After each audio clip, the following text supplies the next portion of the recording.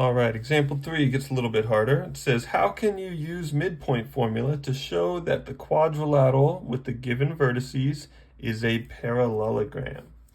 All right, so here's another way we can tie in quadrilaterals into our other topics. Now, one thing I want to emphasize with this one that I didn't emphasize enough when we did the quadrilateral notes is when you're given the letters, the vertices, J, K, L, and M, these are called the vertices of the quadrilateral. When you're given those and they don't give you a picture, when you draw the picture, you have to put those letters in order as you go around the quadrilateral. So if I put J here, and then K here, and then L has to go here, and M here. J, K, L, M, I go around the shape in the order that they give me the letters in. Okay, a lot of people, instead of doing that, do J, K, L, M. This is not correct, all right? And if you do it this way, then you're gonna do your calculations wrong in this problem. All right, so this is our diagram. How can we use midpoint to show this is a parallelogram? Well, one property that you should remember about parallelograms that has to do with midpoint is that when you draw the diagonals of a parallelogram, the diagonals bisect each other.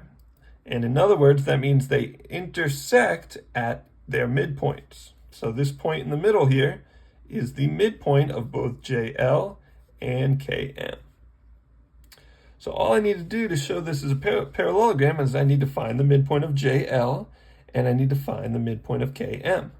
And if they're the same, then that means it's a parallelogram because that means they are intersecting at each other's midpoint. They're bisecting each other. All right, so let's try it. So first we'll find the midpoint of JL. So for JL, I'm using this and this.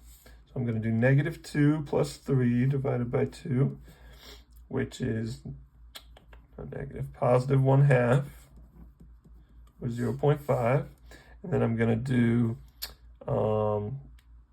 3 plus 6 divided by 2, which is 9 divided by 2, or 4.5. So the midpoint of JL is 0.5, comma 4.5. All right, now we're going to do it for KM. So midpoint of KM. So we're going to add the x's. -5 plus 6 divided by 2. That's 1/2, or 0.5. Then we're going to do 7 plus 2 divided by 2. That's 9/2, or 4.5.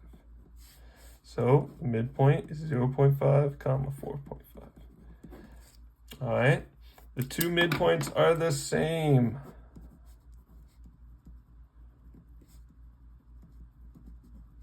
So that tells us that the diagonals bisect each other.